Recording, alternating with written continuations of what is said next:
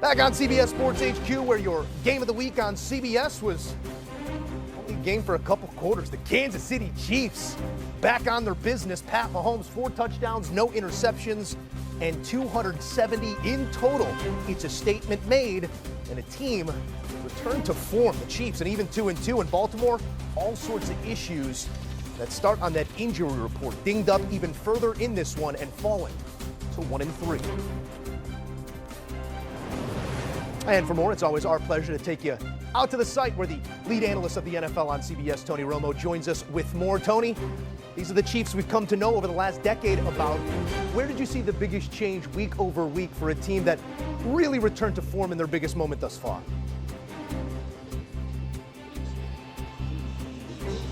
Well, I think there's 2 things. Obviously, getting Worthy back was a big deal, just with the speed and threatening the defense down the field on the 3rd level. But I also think there was just something about where they needed that feeling of competitive greatness, where it's like they needed a challenge. They know they're going to be in it. They know they're all there. And in the NFL, you need to have that sometimes smack you in the face adversity. And I think they had that. And then you give them a great opponent they have to go against, and all of a sudden you see them show up today at a very, very high level. I enjoyed what you said on the pre-show today on NFL Today about Pat Mahomes, his ability to learn within a game. Nate Burleson, as eloquently as he can put it, called him, I believe, Pat GPT, some machine learning there. But when we broaden that idea across a season, what do you think that Pat Mahomes at this juncture of his career has learned about this team through 4 weeks? Well, it is Pat GPT. I mean, I was telling Nate and the guys on the crew beforehand, nobody learns faster. It's almost like he's able to just an algorithm that learns faster than other ones, and his ability to do that within a game is why they've won so many close games over the years.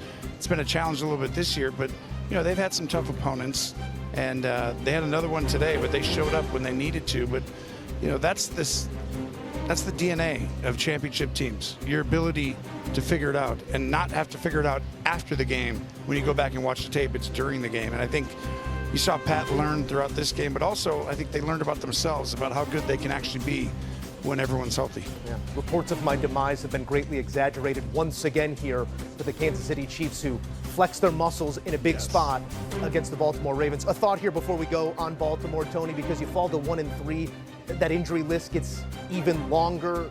I know there's runway in front of them, but how concerned are you right now with the start? I wasn't that concerned going in. I thought this was more important for Kansas City with their schedule. Baltimore's schedule is a little bit more favorable for them, but I'm now concerned. If Lamar Jackson does have a hamstring, which we reported today was why he ended up not being able to finish the game, that makes me extremely concerned, because I don't know that this team defensively can just will them to victories. The Chiefs have done that before. We saw Spagnuolo in this defense, while they're going through hiccups on offense, go ahead and just figure out ways to win, and Mahomes does his job in the second half. You're not going to have that quarterback. If that's the case, you can't afford many more losses before you have to go on some crazy run. So to me, this is a huge 2-3 week stretch for the Ravens. If I'm a Ravens fan, I'm concerned right now. He is Tony Romo joining us here on CBS Sports HQ. Tony, always a privilege to have you. Thanks. Appreciate you guys.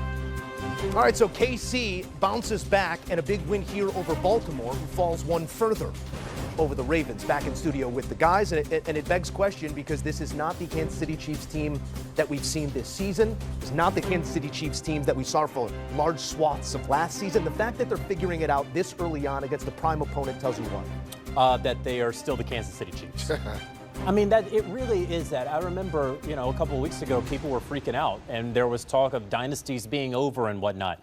The fact is, in talking with people in Kansas City, they just said, we need to get our horses back, right? And so when they add Xavier Worthy, you can see how this offense can be a little bit more explosive. When Hollywood Brown doesn't have to shoulder the load. When Juju Smith-Schuster, on that rickety knee of his, doesn't have to shoulder the load. When Travis Kelce isn't making game-defining mistakes, this is a team that is going to compete.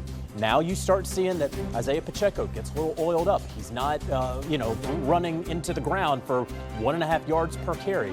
That things start to work out. Like Matt Nagy and Andy Reid still know how to call offenses. And Patrick Mahomes still knows how to play the quarterback position better than most people have ever done it. And so they're going to get it figured out, and good for them doing it on a national stage against the Ravens. Emery, I walked into the room in the midst of this one, and I asked just collectively the room, what's the difference right now? We're about halfway through it between these two teams. And in concert, you guys all said, Xavier Worthy.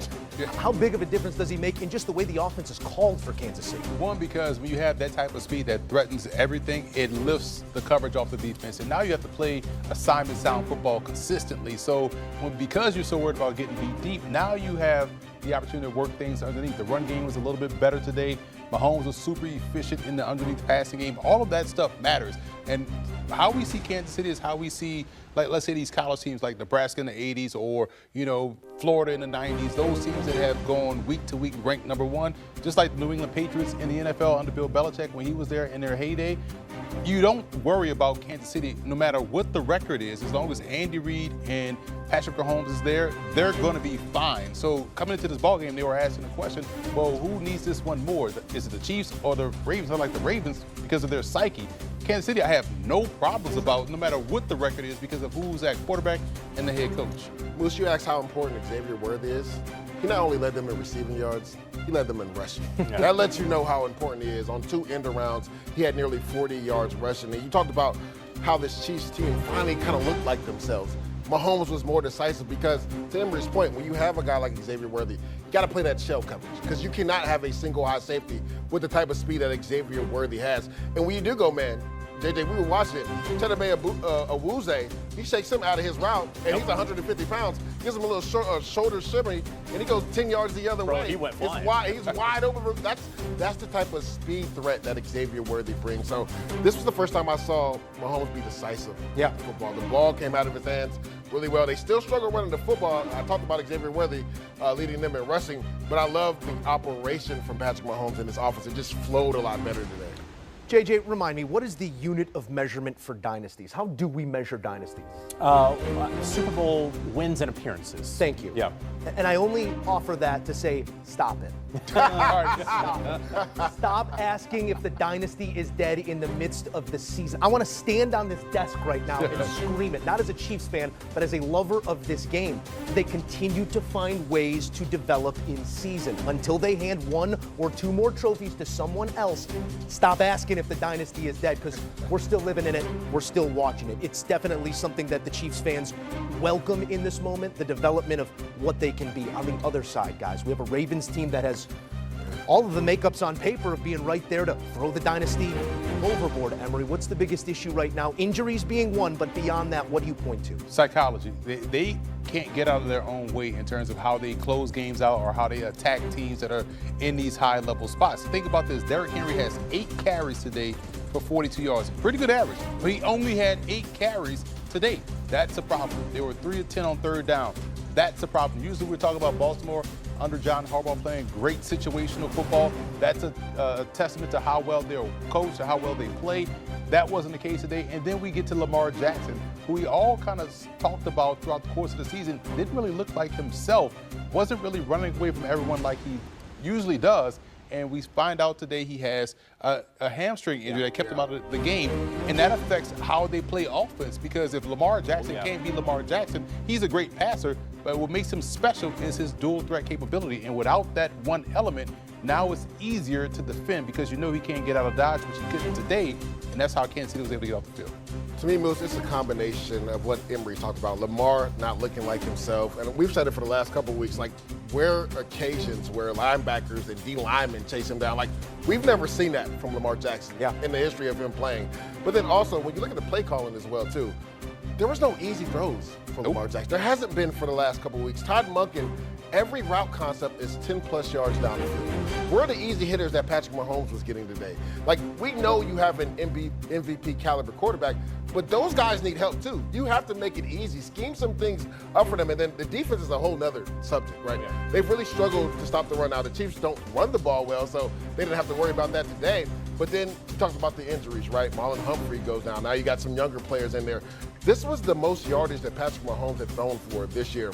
And going into the season, a lot of people thought the Ravens had a top 2 defense in the NFL by the names on the roster. Now, when you have a boatload of injuries, that affects your defense. And we saw that Nnamdi Madubuike is not there, right? They've missed Kyle Van Noy for some time as well. Marlon Humphrey goes down. Roquan Smith goes down. So a little bit of what happened to the Detroit Lions last year is happening right now to the Baltimore Ravens. Yeah, but it's happening in week 4. Yeah, which is tough. Which is tough. And also, even before the injuries, right, the Buffalo Bills still put 40-plus on him in week 1, right?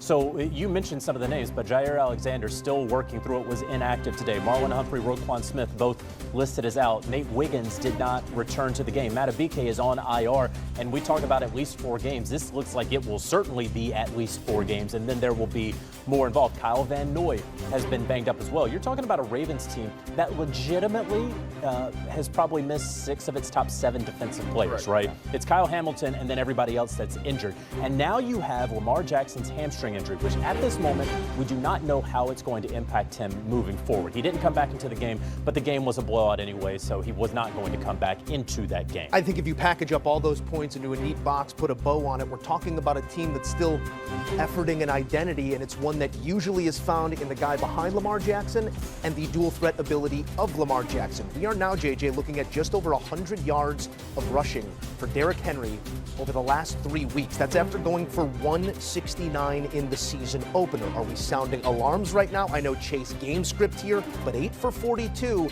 is a long way from their intended identity. Well, psychology, I think Emery absolutely hit the nail on the head. It's about closing out games, and for Derrick Henry, who took off his arm sleeve and was wearing some sweatbands, like he's definitely in his own head trying to get rid of those fourth quarter fumbles, those game-changing fumbles. We had the schedule up right there. I mean, they have Houston, who is probably the best defense, one of the top 3 defenses in the NFL right now. They have Houston next week. They're going to look to stop Derrick Henry. Look at the schedule right here. They're 1-3. Whatever sort of model you have, you're 1-3. You don't make the playoffs, right? That's what all the statistics tell us. They have the Texans and then they have the Rams, one of the best teams in the NFL. Then they get their bye. You can go ahead and get healthy in your week 7 bye. Your season's done if you lose these next 2 games, right? So this is huge